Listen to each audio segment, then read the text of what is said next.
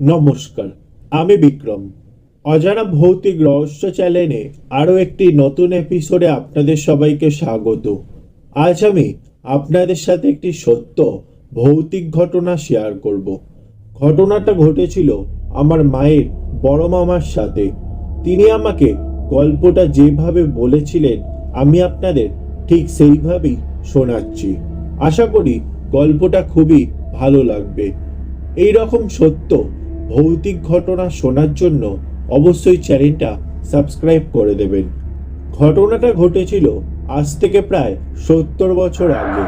আমার মায়ের যিনি বড় মামা, তিনি সেকালের একজন নামকরা ডাক্তার ছিলেন। তিনি তখন শিবানীপুরেই থাকতেন।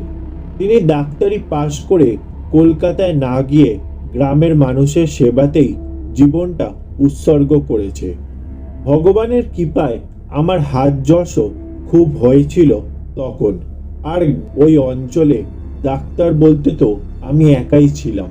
তখনকার গ্রামও ছিল গ্রামের মতো গ্রাম, একেবারে অজগা যাকে বলে ঠিক তাই।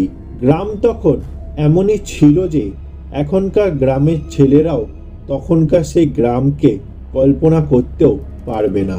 সেই সময় আমার গ্রামের প্রায় 15 মাইল দূরে একটি গ্রাম থেকে কল এলো।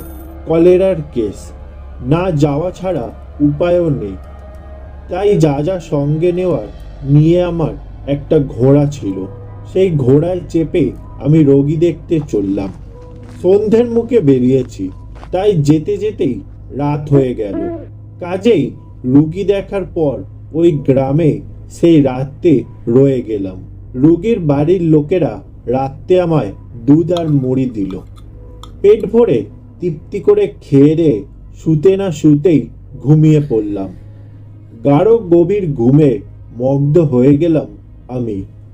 রাত তখন কটা তা জানি না। হঠাৎ একটা ডুকরে ওঠা কান্নার শব্দে আমার ঘুমটা ভেঙে গেল। তারপরে শুনতে পেলাম একটা অস্পষ্ট কোলাহল। বুকটা কেমন ধড়াস করে উঠল। রুগী কি মরে গেল নাকি? কিন্তু যা ওষুধ দিয়েছি তাতে মরবার তো কথাই নয়। বিশেষ করে রোগীর শারীরিক অবস্থা খুবই ভালোই ছিল। কান্না শুনে তাড়াতাড়ি টর্চ জেলে দরজা খুলে বেরিয়ে এলাম। ঘর থেকে বেরিয়েই দেখি একটা অল্প বয়সী বউ উঠোনে শুয়ে আছর কাছর করে কাঁদছে আর চেঁচাচ্ছে, ও গো, আমার কি সর্বনাশ হয়ে গেল গো, আমার বাপুনকে খেয়ে ফেললো। আমি কোনো রকমে আমার খোকাকে নিয়ে পালিয়ে এসেছি। তোমরা বলে দাও আমি এখন কি করব। বউটির কান্না দেখে আর তার কথা শুনে ভাবলাম হয়তো গোবাগ বা অন্য কিছুতে তার বাপুনকে খেয়ে ফেলেছে। কিন্তু আশেপাশের লোকদের মুখে যা শুনলাম তাতে তো নিজের কানকে বিশ্বাস করতে পারলাম না। এও আবার হয় নাকি? বউটির স্বামী কলকাতায় কাজ করে। প্রতি শনিবার সে বাড়িতে আসে। রবিবার বাড়িতে থেকে সোমবার ভোরে সে চলে যায়। আজ শনিবার। লোকটি যথা নিয়মেই রাত্রির বেলা এসে উপস্থিত হয়, কিন্তু কেমন যেন উদ্ভ্রান্ত চেহারা তার। চোখ দুটো লাল, মাথার চুল উস্কো খুস্কো। বউটি স্বামীকে জিজ্ঞাসা করে, কি ব্যাপার, তোমার শরীর খারাপ নাকি? লোকটি কোনো রকমে শুধু হু বলে, আর কিছুই না। রাতের খাওয়া দাওয়া পর্যন্ত করে না সে। বিছানা করে দিলে গুম হয়ে শুয়ে থাকে চুপচাপ। বউটি আর কি করে, মনমরা হয়ে কিছুই বুঝতে পারে না। সামান্য দুটি মুড়ি চিবিয়ে শুয়ে পড়ল তিনি। তার একটি 3 বছরের ছেলে ছিল, কিন্তু নানান চিন্তায় তার আর ঘুম আসে না। হঠাৎ এক সময় চপাং চপাং শব্দে চমকে উঠে আর চোখে তাকিয়ে শিউরে ওঠে সে। দেখে তার স্বামী মশারির বাইরে বসে কি যেন একটা খাচ্ছে। দেখেই তো বুকটা শুকিয়ে গেল বউটার। পাশে হাত বাড়িয়ে দেখলো কোলের ছেলেটি নেই। ছেলেকে রাত বিরেতে কান্নাকাটি করলে দুধ খাওয়াবার জন্য, কাঁথা পাল্টাবার জন্য ছোট্ট চিমনি লণ্ঠনটা অল্প করে জেলে রেখেই শুতো সে। তাতেই দেখলো ওর স্বামী মশারির বাইরে বসে সেই শিশুটিকেই ছিঁড়ে ছিঁড়ে খাচ্ছে। বউটির মনে হলো সে একবার চিৎকার করে কেঁদে ওঠে, কিন্তু তা সে করল না। আবার চুপিসারে অন্য বড় ছেলেটাকে নিয়ে পালাবার মতো সাহসও হলো না তার, কেননা পালাতে গেলেই ধরা পড়ে যাবে। তাই করল কি, ইচ্ছা করেই ঘুমন্ত ছেলেটার গায়ে জোরে একটা চিমটি কেটে দিল। যেই না দেওয়ায় অমনি শুরু হয়ে গেল ম্যাজিক। ছেলেটা চিৎকার করে কেঁদে উঠল, আর ওর স্বামী তাড়াতাড়ি মশারির ভেতরে ঢুকে আধ খাওয়া শিশুটিকে যথাস্থানে শুয়ে দিয়ে যেন কিছুই জানে না এমনভাবে শুয়ে পড়ল। বউটি দেখেও দেখল না, যেন ছেলের কান্নায় এইমাত্র ঘুম ভেঙে গেল এমন ভান করল।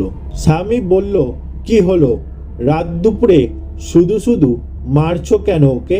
বউটি যেন খুবই বিরক্ত হয়ে এমনভাবে বলল, না মারবো না, পাপ কোথাকার।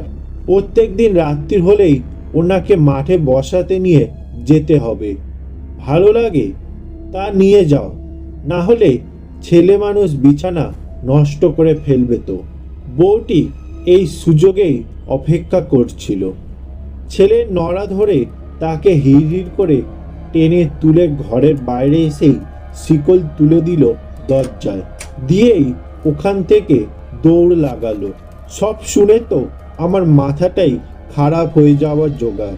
আমি বেশ বুঝতে পারলাম বউটির স্বামী হঠাৎ উন্মাদ হয়ে গিয়েছে। তাই গ্রামের অন্যান্য লোকজন নিয়ে ঘটনাস্থলে গেলাম। গিয়ে দেখলাম গোটা বাড়িটাকে ঘিরে রেখেছে গ্রামের লোকেরা এবং অগ্নিসংযোগও করেছে। খড়ের চালায় একবার আগুন লাগলে সে আগুন থামায় কে? ঘরের ভিতরে বউটির উন্মাদ স্বামী তখনও লাথির পর লাথি মেরেই চলেছে, আর দরজা খুলে দেওয়ার জন্য চিৎকার করছে। আমি যেতে যেতেই আগুনটা দাউ দাউ করে জ্বলে উঠল।